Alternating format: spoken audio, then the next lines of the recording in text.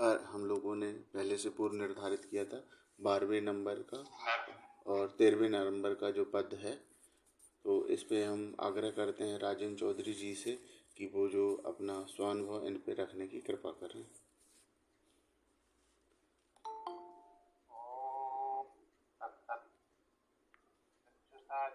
दिव्येन योगमाविष्करोति विशुद्धं विश्वरूपं च तस्मै बुद्धात्मने नमः।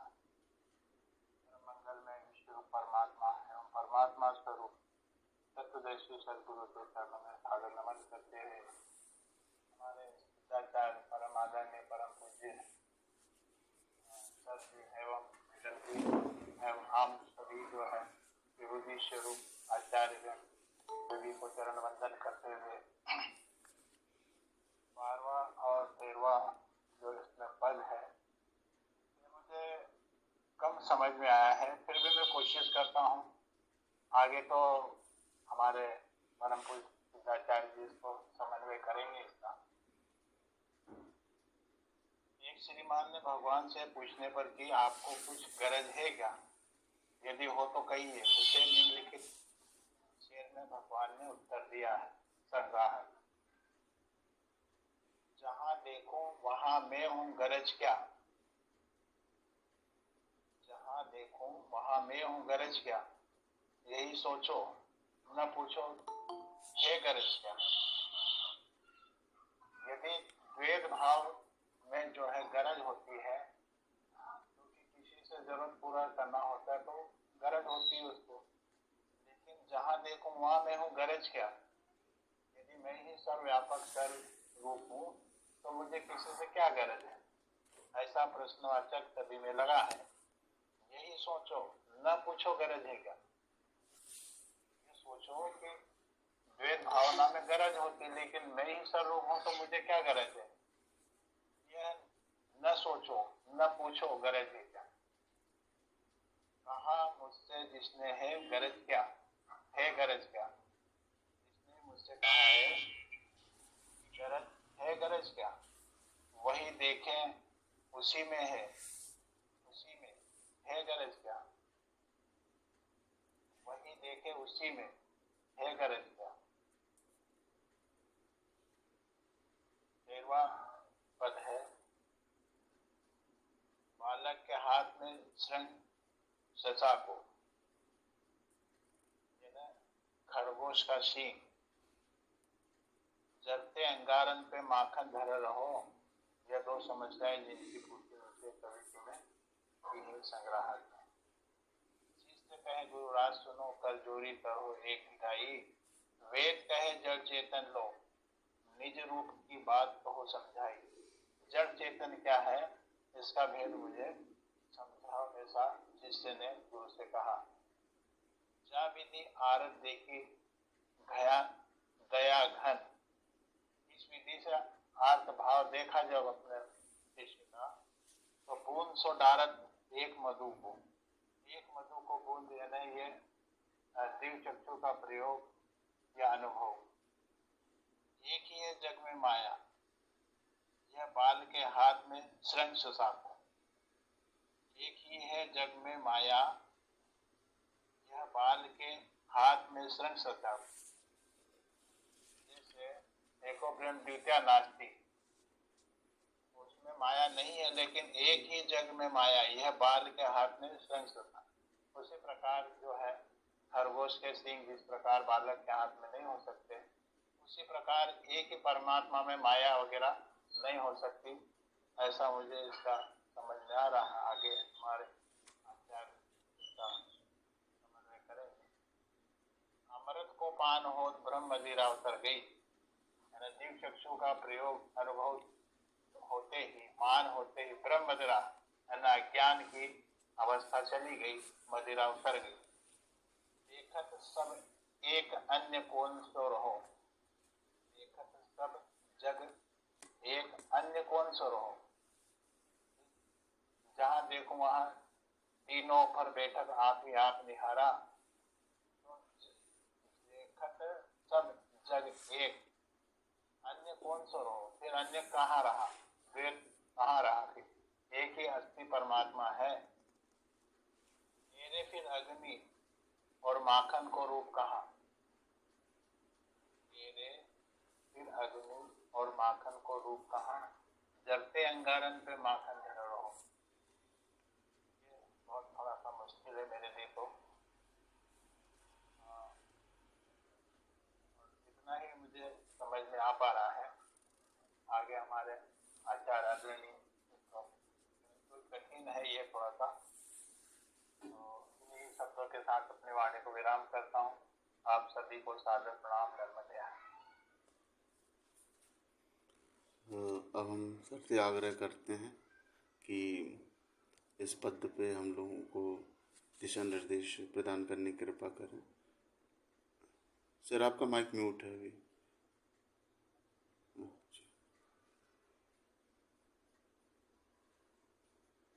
श्री गुरु के तो प्रेम से यही प्रेम रहे स्थाई, कृपा दृष्टि वही मिले। उपस्थित सर्व आत्मरूप सज्जन,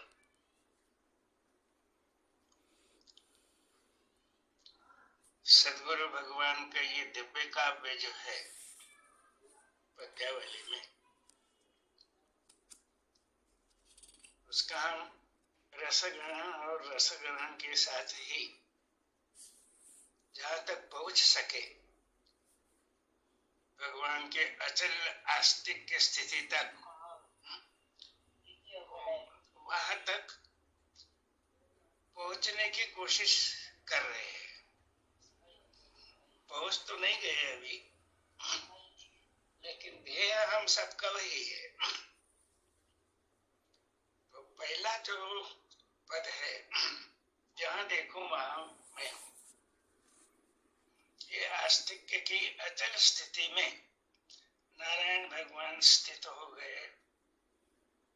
निजानंद अस्तित्व में स्फुरण रूप जो भाव सब तरफ उन्हें स्वयं का रूप ही दिख रहा है, और स्वसंवेद्य होने से आनंद रूप ही दिख रहा है। तो ये पूर्ण तृप्ति की अवस्था है। ये तृप्ति की शुरुआत कहाँ से होती है? तो सद्गुरु भगवान कहते हैं कि जब तक हम गुणात्मक माया में घूम रहे हैं, त्रिगुणी में माया,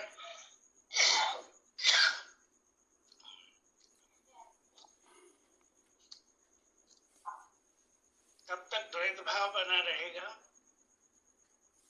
और आशा तृष्णा जो है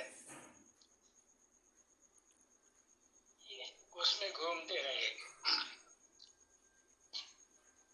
आशा तृष्णा नहीं मरती।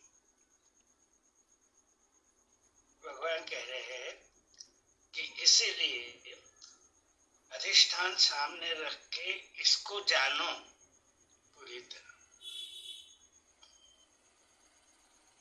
तो जानने के बाद जो क्षर स्वरूप जाना, उसमें तद्रूपता का अनुभव किया, जानने तक तो हम पहुंचते हैं, क्योंकि भगवान ने हमारी बुद्धि को ही जचा दिया है। अब ये परमात्मा का स्वरूप है,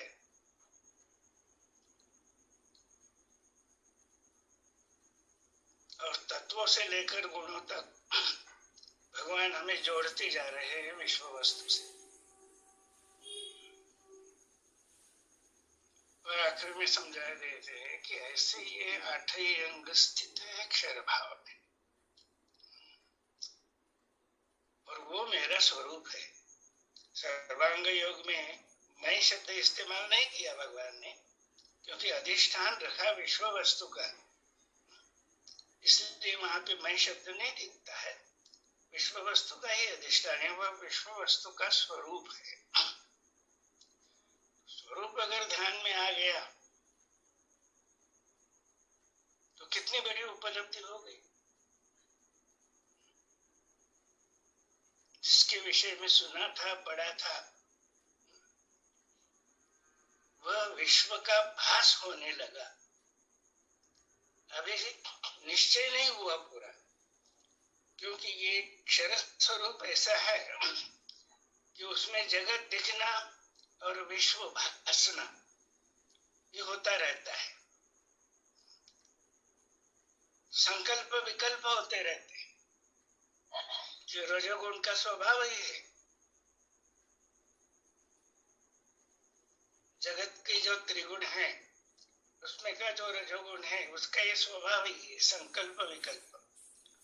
तो संकल्प क्या कहता है कि सद्गुरु ने जो समझाया उसी में स्थित हो, ये स्वरूप परमात्मा का है।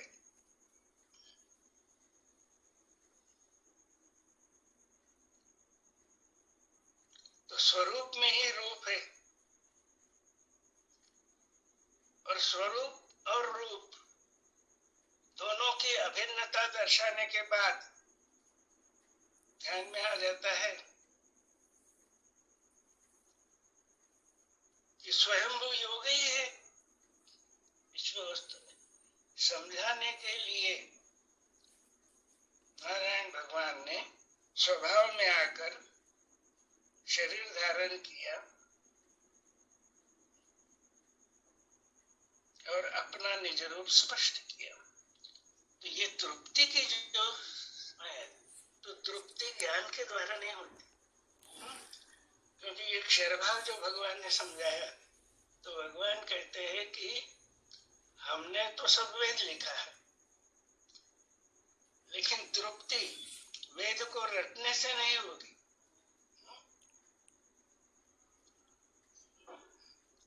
तो उस वेद को पूरी तरह जानना पड़ेगा, उससे तद्रूपता का अनुभव करना पड़ेगा, तब तृप्ति का अनुभव आने लगेगा। इसीलिए छठवां अध्याय जो तृप्ति का बतलाया है भगवान ने, आत्मानुभव, इसके सिवाय तृप्ति नहीं होती। चाहे भले ही हम सर्वांग योग को रट लिए 10 बार, भगवान के ग्रंथ कंठस्थ भी कर लिए, लोगों को बतला भी रहे, लेकिन यहाँ पे आत्मा परीक्षण करने की जरूरत है। कि भगवान कहते हैं कि ये वस्तु के 4 ही भाव समझाए हैं, क्षर, स्थूल, सूक्ष्म, कारण, महाकारण। अब ये भगवान ने ग्रंथों में भी स्पष्ट किया, वो बुद्धि ग्रहण भी कर लेती है, बोलने भी लगती है उसी तरह का, लेकिन अनुभव क्यों कहा है भगवान ने यह सब क्षर में है? इसका मतलब क्या होता है, मुझे समझा दीजिए आप। और इसीलिए इसको मिठास मिठास हम कहते ही जा रहे हैं, रखते ही जा रहे हैं। भगवान कह रहे हैं कि संपूर्ण विश्व की लीला क्षर में जिस हो रही, उसमें जो बैठी है ये अस्थि भांति प्रिय बसे। यहाँ से शुरुआत की और आखिरी में कहते हैं सर्वशक्ति इसी में है।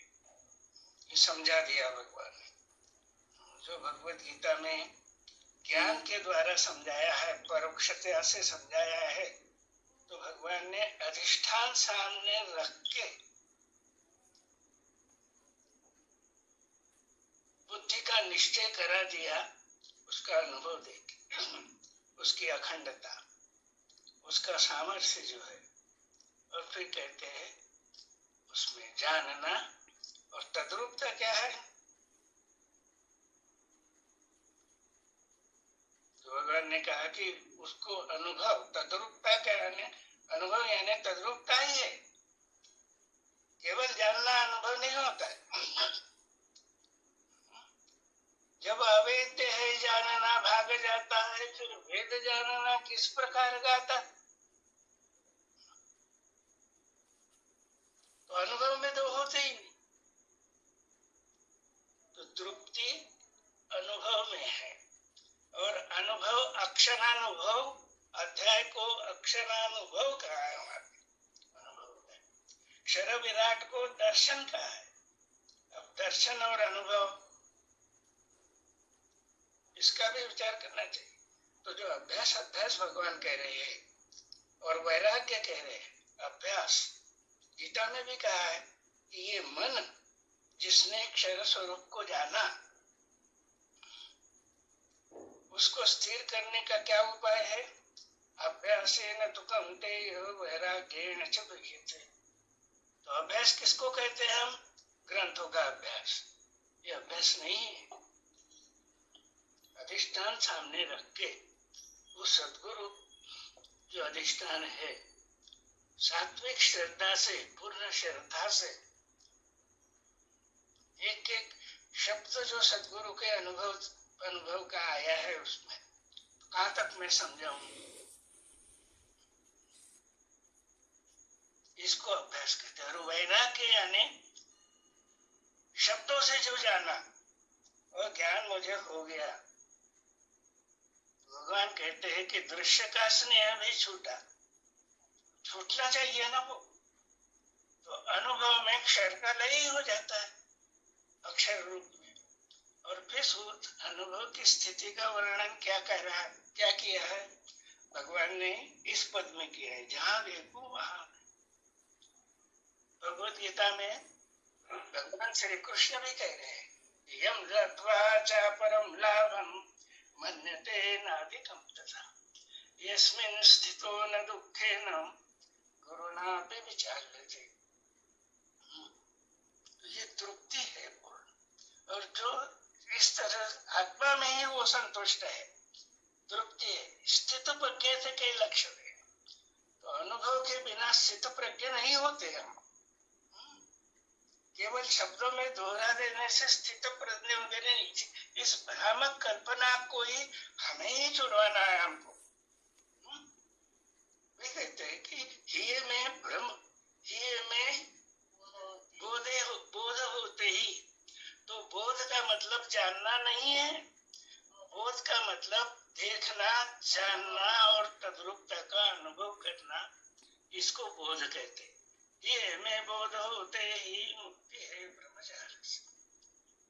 तो वो भगवान की स्थिति है जिसे अचल आस्तिक्य कहते हैं भगवान।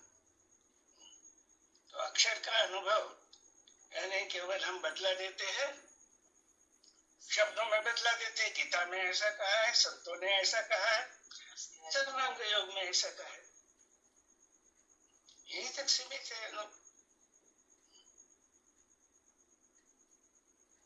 भगवान कहते हैं कि नहीं, जब एक हो गए दोनों, बुद्धि ग्राह्य होकर उसमें तद्रूपता का अनुभव आने लगा, तो पूर्ण उसमें निर्भयता है, तृप्ति है और ज्ञान भी परिपूर्ण है उसमें। क्योंकि वह स्वयं वेद है। वेद का स्फुरण ही पुरुषोत्तम परमात्मा के अक्षर भाव से वो है, अलग थोड़ी है वो। ये इस तृप्ति से भगवान कह रहे हैं कि भाई जो पूछता है मुझे, उसने मुझे पहचाना ही नहीं। वो तो मुझे एक सामान्य व्यक्ति देख रहा है। हो सकता है कि वो कोई कोट्याधीश होगा, गया होगा विज्ञानशाला में, देखा वहां का सब उन्होंने, तो है आप उनको जो पूछ लिया होगा गरज क्या है। जो विश्व का सम्राट है, स्थित है उसमें, विश्व का साम्राज्य जिसके पास है, उसको क्या करे उसके। ये तृप्ति की बात। ये सोचना चाहिए हम कि ये भगवान की स्थिति, उनके विज्ञानशाला में आज गए, ये गरज है, वो गरज है, वो गरज है, ये देखते हैं। लेकिन अनुभव दान करने की जो पद्धत भगवान ने बतलाई है,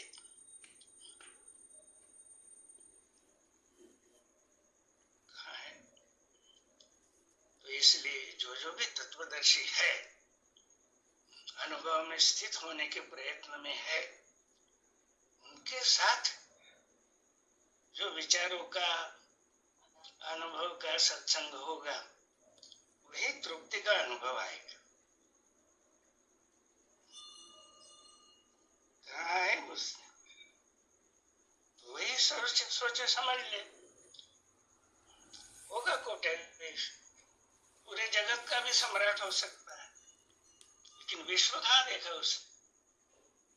इसलिए तो चौथे अध्याय में ही भगवान ने कह दिया कि सब देख रहे हैं इसको, मेरे वैभव को तो सब देख रहे हैं, लेकिन जानते नहीं कुछ।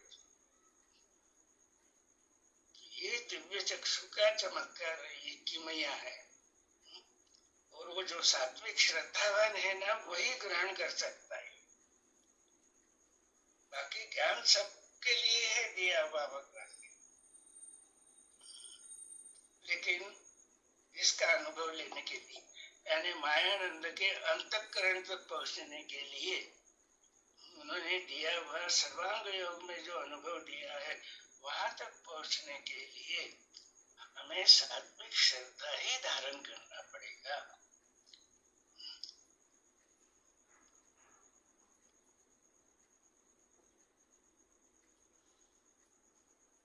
दूसरा, बालक के साथ हाथ में शंखशुषा, ये विकल्प रखा है। हो सकता है कि कोई विज्ञानी इन्होंने ये दो समस्याएं रख दी, क्या उत्तर देते भगवान देखेंगे।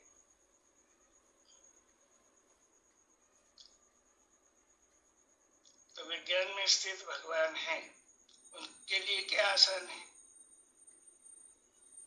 उन्होंने झट पकड़ लिया कि ये विकल्प है, यानी मेरे स्वरूप में ये विद्यमान ही नहीं है। जो खरगोश है उसको सिंह होना, ये मेरे स्वरूप में ही नहीं है, तो कहां से आएगी। इसको विकल्प कहा है उन्होंने। यथार्थ जो है उसको संकल्प कहते हैं, और अयथार्थ जो है वो विकल्प है। फिर भी भगवान ने ये नहीं कह दिया चुप बैठो, ये सब माया है, इसकी पूर्ति ऐसे नहीं की। जो परोक्ष ज्ञानी उसकी पूर्ति करते हैं, ये तो सब माया है, मिथ्या है, इस तरह नहीं कहा उन्होंने। समस्या की पूर्तता करते हुए भी उन्होंने अनुभव ही दिया।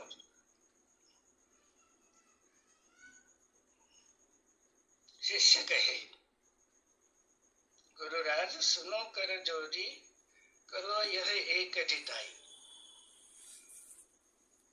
ताकि मैं एक ढिठाई कर रहा हूं, ऐसा मुमुक्षु, पहले अध्याय का मुमुक्षु जो है वो सद्गुरु भगवान से कह रहे। वेद कहे जड़ चेतन लो, वेद यानी श्रुति, श्रुति वर्णन कर रही है, अक्षर का भी वर्णन कर रही है, अक्षर का भी वर्णन कर रही है। जड़ चेतन लो, निज रूप की बात कहो समझ आए।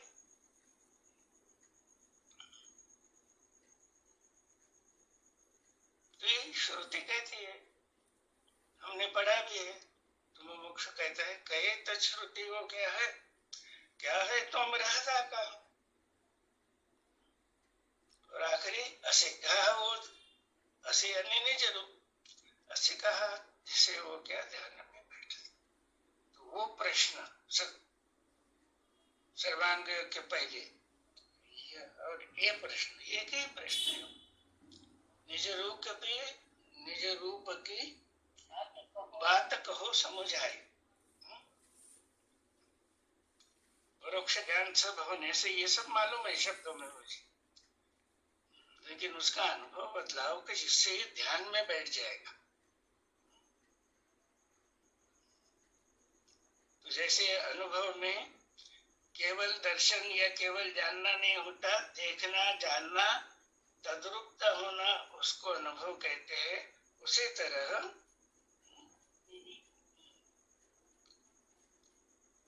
तरह बोध भी उसी का नाम है, अनुभव भी उसी का नाम है, और समझाई यानी अनुभव देना ही है। शब्दों में नहीं समझा रहे हैं। जा विधि आरत देखी दयाल, तो ये आर्तता से ही मुमुक्षु पहले अध्याय में प्रश्न कर रहा है।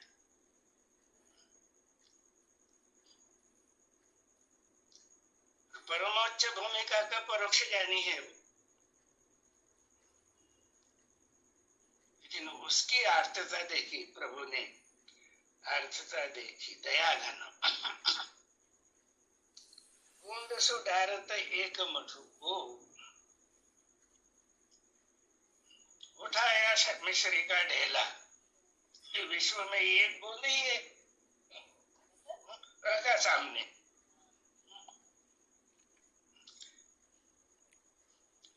और समझा दिया 10 मिनट में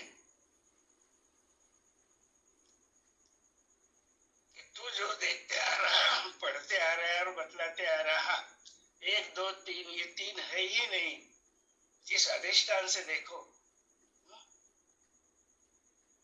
तो बतलाने वाला, पूछने वाला,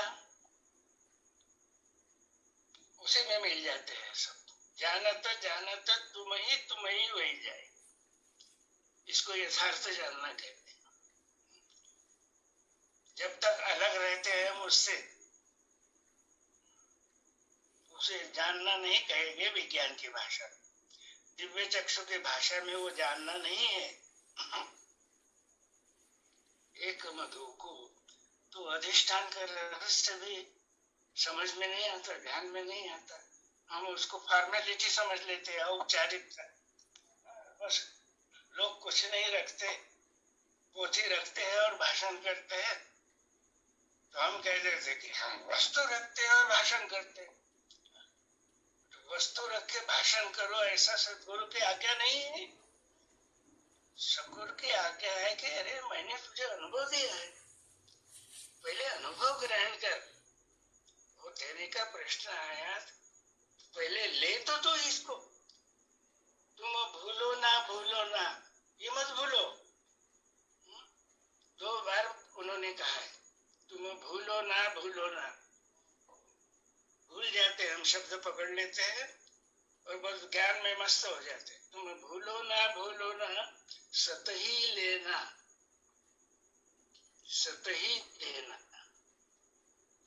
क्या कहा?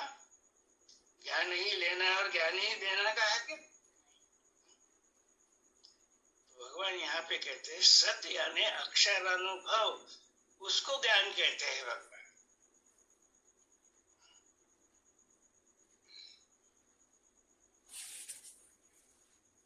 तो दिव्य चक्षु देना का मतलब क्या है? पहले ले तो सदगुरु से, तो ग्रहण ही नहीं किया, लिया ही नहीं, तो क्या दे सकेंगे आप? शब्द दे सकेंगे, शब्द ज्ञान दे सकेंगे। तो देखो सदगुरु के प्रति श्रद्धा तो बहुत बतला देते हैं शब्द, लेकिन सदगुरु की आज्ञा मानते हैं क्या हम? हमारी श्रद्धा स्वयं एग्जामिन कर ले, हम परीक्षण कर ले। भगवान क्या कहते हैं? सत ही लेना सत ही देना, ये भगवान की आज्ञा है, पालन कर रहे हैं हम।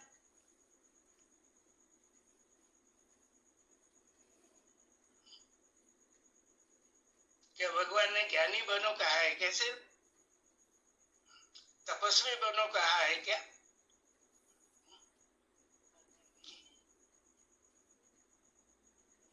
कर्मी तापस ज्ञानी से योगी ही है श्रेष्ठ।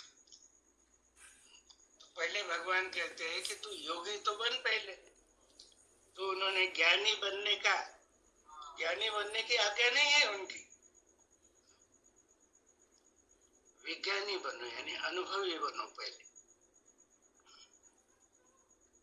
तो गीता में और भगवान के वाङ्मय में ज्ञान का मतलब विज्ञान ही होता है, अनुभव ही होता है, अनुभव युक्त ज्ञान। तो जब कर्म युक्त ज्ञान युक्त कर्म की बात कर्म योग में कहते हैं भगवान, गीता में भी और भगवान स्वयं के ग्रंथों में भी। ज्ञान युक्त कर्म यानी अनुभव युक्त स्वकर्माचरण होगा।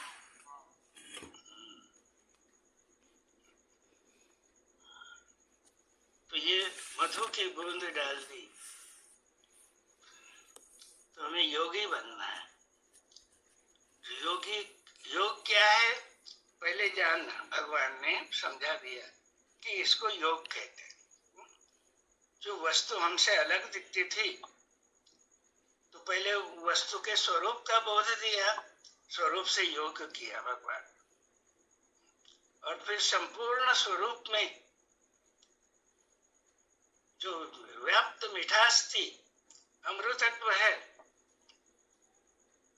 उसका बोध दिया। बोले ये बुद्धिग्राही है।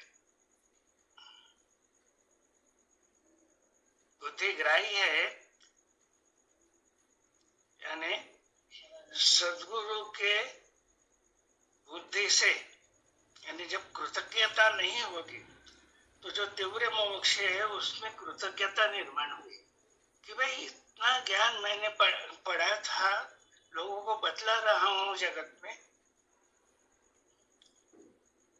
लेकिन ये अनुभव जो है योग का कि एक इससे योग है, अरे तू उससे अलग नहीं है, मिठास है ही मिठास, एक अखंड है, तो उसका योग कर दिया। हमारे बुद्धि का योग आत्मबुद्धि से हो गया, इसको योग कहेंगे।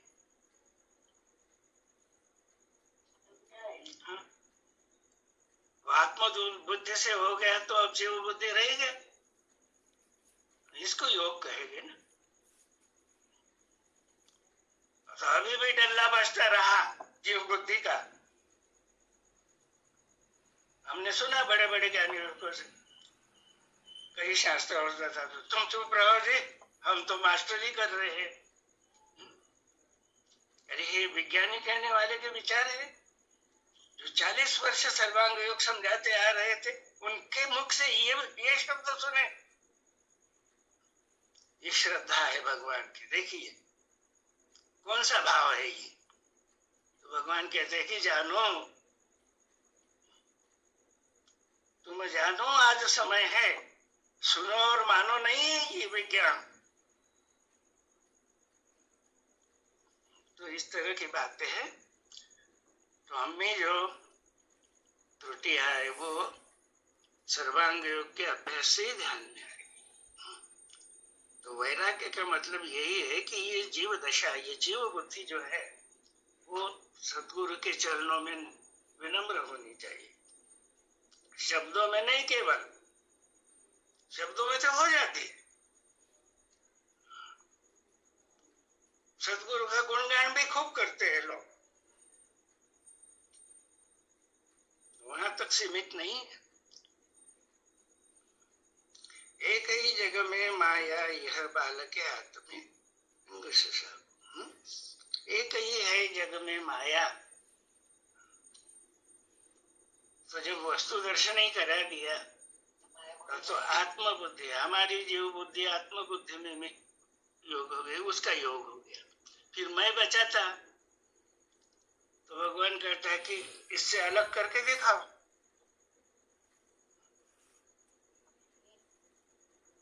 फिर देखा कि देखने वाला कौन है। मेरी जीव बुद्धि भी आत्म रूप के सदगुरु के आत्म रूप में विलीन हुई, मेरा स्वरूप भी सदगुरु के स्वरूप में विलीन हो गया। अब मैं बचा ही कहाँ हूं। तो ये प्रत्यक्ष अनुभव में देखा कि बस भाई सदगुरु आप ही है सर्वत्र। तो माया कहाँ रही अब,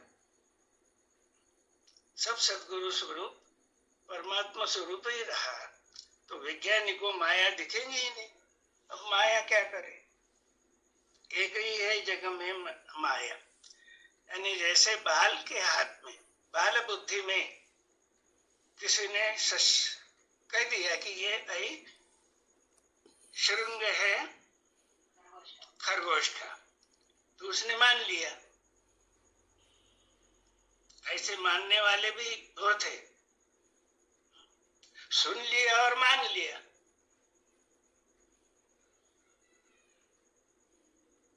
श्री भगवान कहते कि अधिष्ठान सामने रख के उसका अभ्यास, यानी शब्दों से नहीं होगा उसका अभ्यास, उसको समझो, उस युक्ति से समझो। इसलिए हर एक पद में वहां पे सर्वांग के कहते हैं कि मिलान करके देखो। वो मिलान अगर नहीं हुई तो शब्द ही रह जाते हैं। वो शब्द बोलते हैं और उसी को हम ज्ञान कहते हैं। ये ठीक नहीं है। एक ही है जग में माया, लेकिन जिसका निश्चय हो गया तो यहाँ पे निश्चय होता है, यानी स्वरूप, रूप और नाम, तीनों का अधिष्ठान वस्तु है। अब कहा कहेंगे माया? क्या किसने पूछा माया क्या है?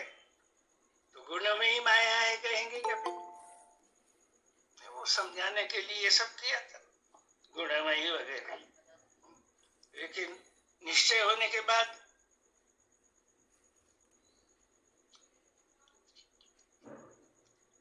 अब माया बची है, एक ही है जग में माया। तो राजेंद्रानंद जी है क्या अभी का? जी स्वामी। हाँ जी। तो फिर ये कौन सी माया है? एक ही है जग में माया।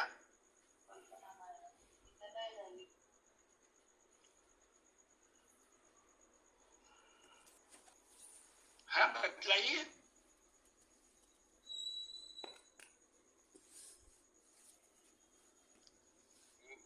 जग में यह माया, तो विद्या माया हो सकती है। तो ये विद्या माया, अविद्या माया, ये शब्द भी जान लिए ना हमने। विद्या माया से अक्षर को जाना, अध्यात्म विद्या जब सदगुरु ने दी तब। अब दोनों कहाँ बचे? अब भगवान यहाँ कह रहे हैं एक ही है जग में यह माया, एक ही है जग में।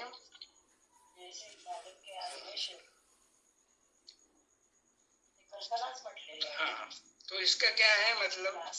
एक ही है जग में माया। यहाँ पे जगत, जग में यानी विश्व में, यहाँ पे भगवान के गीता समश्लोकी में भी कहाँ जगत शब्द आया है, गीता में भी संस्कृत में जगत शब्द आया है, वो विश्व के लिए ही आया। तो यहाँ सदगुरु अचल आत्मस्थिति आस्तिक स्थित में जो बैठे हैं उनके लिए माया क्या है? निजानंद अस्तित्व में स्फुरण रूप जो भाव, पराशक्ति अक्षर यही माया वस्तु स्वभाव। परमात्मा वस्तु का स्वभाव है वो।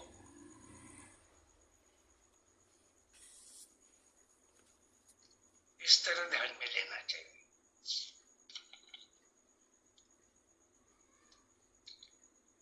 अब रहा दूसरा पद, दूसरी समस्या।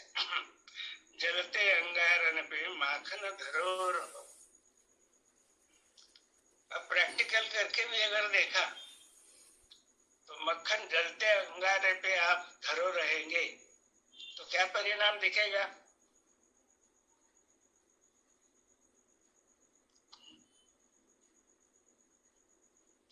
दूसरे चौधरी जी भी है यहाँ पे। हाँ विष्णु जी दिखते हैं ये। हाँ विष्णु जी, क्या परिणाम दिखेगा?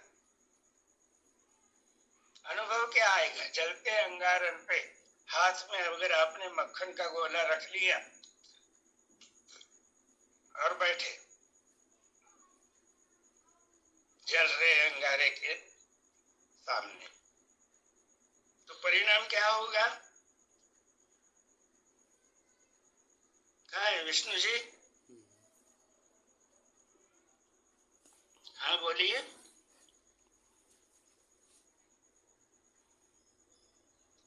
अच्छा महेंद्र कुमार जी आप बतला दीजिए। हाँ वो जमा तो नहीं रहेगा, पिघल जाएगा वो तो। हाँ पिघल जाएगा, ठीक है। पिघल गया तो फिर भगवान कह रहे थे पिघल गया तो जलते अंगारन पे माखन धरे रहो। फिर रे फिर अग्नि और माखन को रूप कहा। तो जो माखन पकड़ा रहा था वो जीव रूप, दिखने वाला स्वरूप पिघल गया, जिसको देखते देखते सदगुरु भगवान की ज्ञान विज्ञान की अग्नि है। भगवान कहते हैं कि उसमें धरो इसको, जीव भाव को।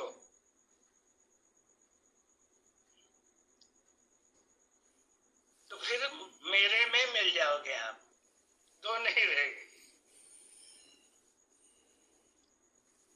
तो प्रैक्टिकल में भी वही दिखता है, और अनुभव के अर्थ में, भगवत गीता के भी अर्थ में अग्नि का मतलब यहाँ है ज्ञान विज्ञान का अग्नि, जो सद्गुरु स्वरूप ही है। स्वरूप ही मूर्तिमंत ज्ञान विज्ञान का अग्नि है, और सामने बैठा हुआ से जो है मक्खन का गोला है। जब सद्गुरु जताते हैं तो गोला क्या होता है, उसमें जीव दशा जो है वो जानते जानते लय हो गया सब। ऐसे जो लय हो गए, भगवान कहते हैं कि ऐसे कही मेरे स्वरूप में, मेरे स्वरूप से तद्रूप हो गए। हुआ मद्रूप ही जानो, जन्म मृत्यु से नहीं। अब कोई कल्पना नहीं वहां पे, न गोला है, मक्खन है, न अग्नि है। तो आस्तिक्य की स्थिति में भगवान कहते हैं कि ये समझाने के लिए त्रिपुटी है। आस्तिक्य की अचल स्थिति में जब वो बैठे हैं तो वे कहते हैं कि मेरा अनुभव, भगवान कहते हैं कि इस स्थिति में त्रिपुटी तब तक सत्य भासती है जब तक अनुभव नहीं हुआ। आस्तिक्य में असत्य है कहने, असत्य है यानी फिर वहां 8 और 3 साम्यावस्था वगैरह ये रहेंगे ही नहीं, सब परमात्मा स्वरूप से ही व्यवहार हो, यही निजानंद है। तो देखिए थोड़े शब्दों में, छोटे छोटे पदों में कितना अनुभव भर दिया है भगवान ने। ठीक है, यहाँ पर हम रुकते हैं, चलने दीजिए आप चल।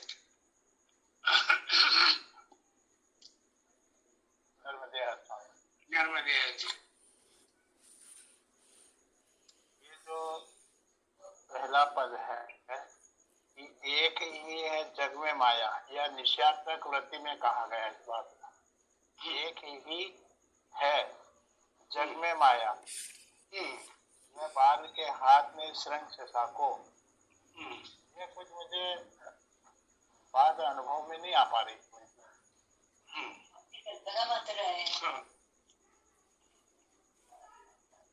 एक ही है, निश्चयात्मक वृत्ति में ये बात की एक ही है। तो जब भगवान कहते एक ही है जग में माया, त्रिपुटी कहाँ पे है?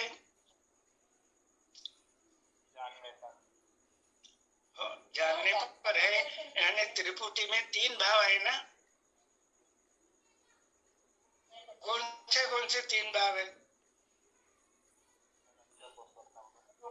अक्षर, अक्षर पुरुषोत्तम है। गुणों की दृष्टि से क्या कहते हैं उनको? सत्व रजतम। सतगुरु ने क्या समझाया? 3 है क्या? एक है।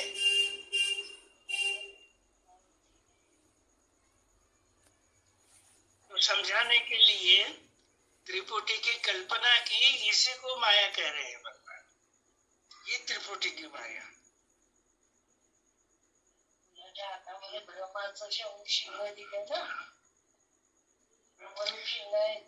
लेकिन क्या बैठा है जो तीव्र मुमुक्षु नहीं है, जिसमें नरत्व नहीं है, वो बाल बुद्धि का, उसके हाथ में हमने सर्वांग योग दे दिया तो वो बस माया का वर्णन जो है सच समझने लगता है। ये भूल जाता है कि माया ही है सदगुरु का परमात्मा स्वरूप।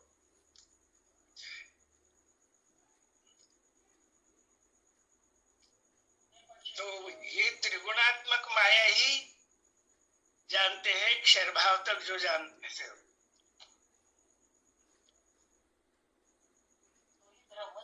वो माया का स्वरूप नहीं जानते पूरे। वही तो भगवान ने समझा। ये तो माया शब्द कहाँ आता था? दिव्य चक्षु का रहस्य बतलाते वक्त भगवान के ये दोहे हैं ना पहले। क्यों जी महेंद्र कुमार जी, भगवान के ही दोहे है ना। निजानंद अस्तित्व में स्फुरन रूप जो भाव, पराशक्ति अक्षर यही माया वस्तु स्वभाव।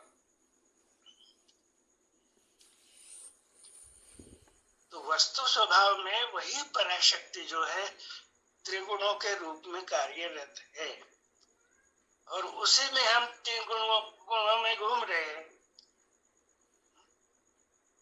वही माया है ये कि अभी माया हमें ध्यान में आ गई सदगुरु का स्वरूप समझने के बाद, कि जो माया हमने पुराणों में पढ़ी है, श्रुति में जिसका वर्णन किया है, और बहुत क्या संत लोग भी उसका वर्णन करते हैं, माया बहु ठगनी हम जानी। लेकिन वो संतों का अनुभव हम समझते नहीं। बस कबीरदास जी कहते हैं माया बहु ठगनी हम जानी। बहु ठगनी यानी बड़े बड़े त्रिपुटी से भाषण प्रवचन करने वाले भी कैसे फंस जाते हैं गुणों की लहरों में। ये जरा देखो तो ध्यान में आए। ये बोलने की बात नहीं है ब्रह्म विद्या। ये तमाम शास्त्रों तो उतना ही कठिन भी है, जितना सरल लगता है उतना ही कठिन भी है।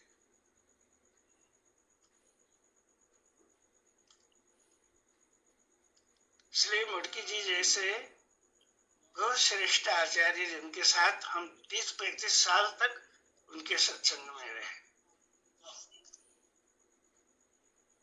उनके मुख से भी हमें ये सुनना मिला। सब बोले अब देखकर ये बन चुके का भाव जो हम लोगों में आया है यही बहुत घातक है। इस तरह समझाते थे।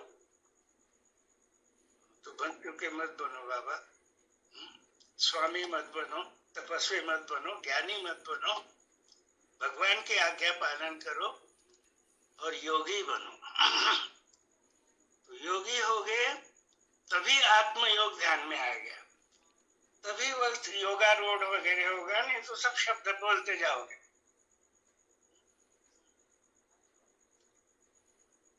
तो योगारूढ़ योग पर अचल स्थिति के लिए पहले योगी तो होना पड़ेगा। हम एग्जामिन कर ले कि सच में वास्तविक योगी है या ज्ञानी है। अरे ज्ञानी है आप, हम बहुत आदर पूर्वक आपका सम्मान करते हैं। ज्ञानी है आप, प्रभु के स्वरूप में ज्ञानी है, आदरणीय है हमें। उसका धिक्कार नहीं करते ज्ञानी का। लेकिन योगी होने के लिए कहा, योग का मतलब आत्मयोग एवं परंपरा पार्थम, वो योग है।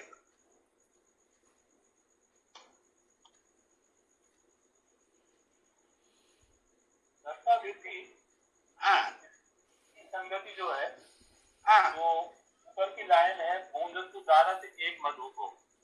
सब में और कई स्वरूप है। जब ये ध्यान गया तो भगवान का जो पद है, कहते हैं जैसे एक कहे माया भ्रम हो जाए जी, तो माया है ही नहीं। जिसको वो जैसे बोध बालक है खरगोश की स्त्री को जो नहीं है उसको पकड़े हुए है, जैसे अबोध जीव है जो माया है नहीं और उसको पकड़े हुए है, तो माया भ्रम हो गए। बिल्कुल सही, सही में बिल्कुल ठीक है।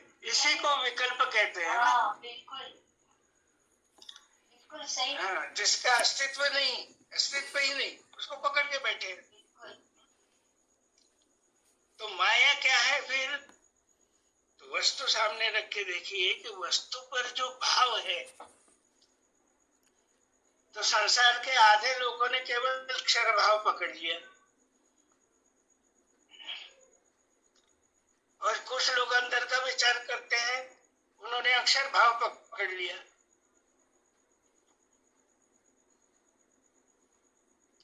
ये दोनों भी भाव वस्तु पर है, ये नहीं जाना।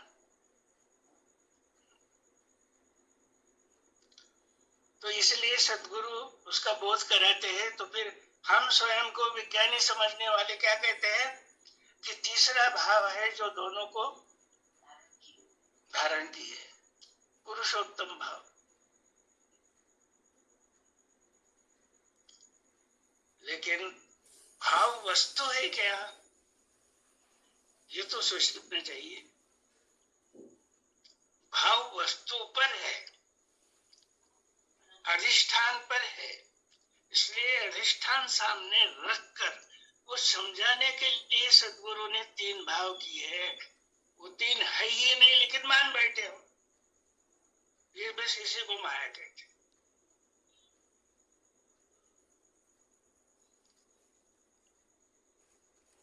जहाँ एक कहे माया ब्रह्म हो जाए, तो एक कहते तो है। हाँ, परमात्मा कितने हैं परमात्मा? परमात्मा का स्वरूप क्या है? हाथ ऊपर उठाते हैं विज्ञानी कहने वाले वक्त, एक है परमात्मा। ठीक है, एक है, और कहने वाला परमात्मा एक है, और जो कह रहा है वो दूसरा हो गया कि नहीं? तो एक कहते ही तीन हो जाते। जानने के लिए तीन का आधार लेना ही पड़ता है। लेकिन ये तीन भाव है, भाव और पद में का जो अंतर है वो सद्गुरु ने समझाया है। तत्पदं दर्शितम येन, तद्भावम दर्शितम येन नहीं कहा, पद कहा। तो पद क्या होता है? जब भाव का ज्ञान सद्गुरु देते हैं तो उसको हम ग्रहण करते हैं, देखते हैं, ग्रहण करते हैं पूरी तरह से, और तद्रूपता का प्रयत्न करते हैं उसमें मिलने का, तब तत्पद जो है वो ध्यान में आने लगता है। और तत्पद ध्यान में आते ही तुम उससे अलग नहीं है, और तत् और तुम एक रूपता जहाँ सिद्ध होती है वही ऐसे पद भी है। तो पद यानी वस्तु है। जैसे व्यवहार में भी देखिए ना, अब एक परीक्षा पास हो गए, ये समझो चुन के आ गए खासदार करके,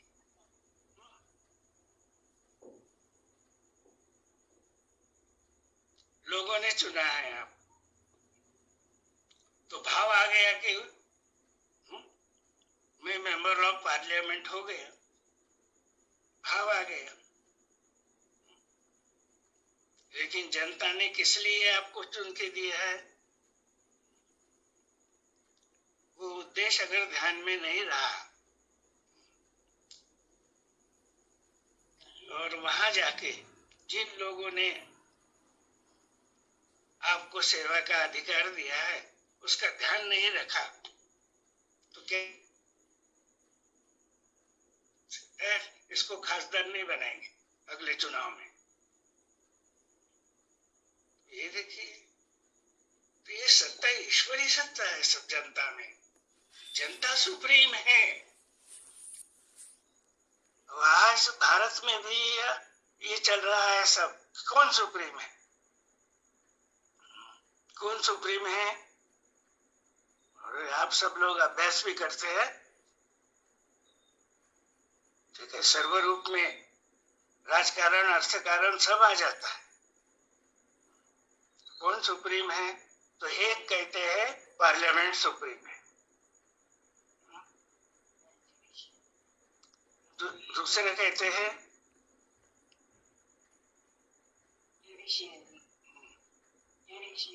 जुडिशियरी सुप्रीम है।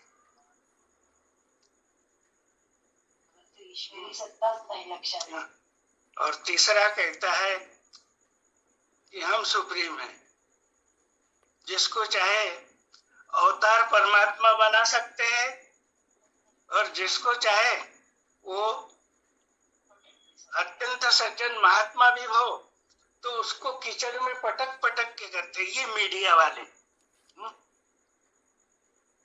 ये निंदा नालस्ती जो करने वाले हैं वो सुप्रीम है। ये तीनों भी भूल जाते हैं कि जनता ने नियुक्त किया है, जनता सुप्रीम है। तो विज्ञानी ये सोचेगा कि ईश्वरी सत्ता सुप्रीम है, ये मनुष्य ने की हुई टेम्पररी व्यवस्था जो है उसी को सुप्रीम नहीं कह सकते।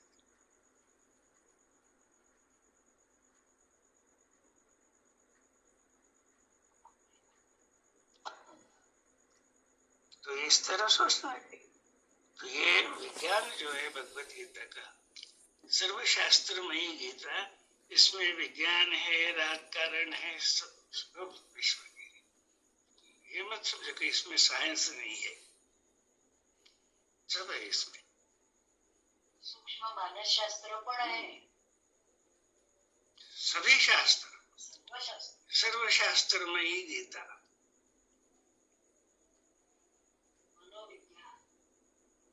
और वो गीता ध्यान में आने लगी, प्रभु ने जब प्रकाश दिया आत्मयोग का, तब हम समझने लगे।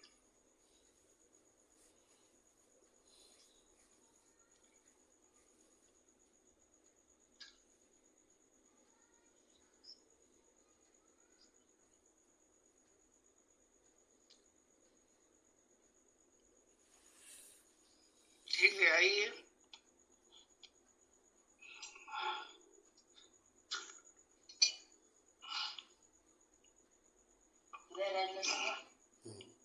समय भी होते आ रहा जी है। जी। तो आज हम लोगों ने भगवान का 12वां नंबर और 13वां नंबर जो काफ़ी कठिन पद थे, एक सामान्य रूप से मतलब इनका अर्थ ग्रहण करने में असुविधा हो रही थी, तो आज हम सब जी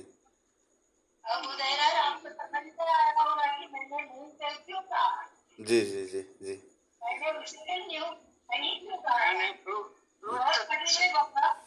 सरल तो बहुत लगते हैं ना। जी जी जी जी। जी, तो धन्यवाद। तो आज हम सभी ने सर मैडम के माध्यम से और हमारे जो अभिन्न आत्मस्वरूप जो मतलब सत्संग की चर्चा में जोड़ते हैं, इनसे हमने जो सूक्ष्म रहस्य इन पदों का जाना, और आगे भी हम क्रमशः इसी तरीके से भगवान के जो पद जिसमें विज्ञान अमृत भरा हुआ है इनको समझेंगे, जिनका कार्यक्रम का शेड्यूल ग्रुप के माध्यम से सूचित हो जाएगा। तो सभी अभिन्न आत्मस्वरूप को चरण वंदन और सादर नर्मदेहर।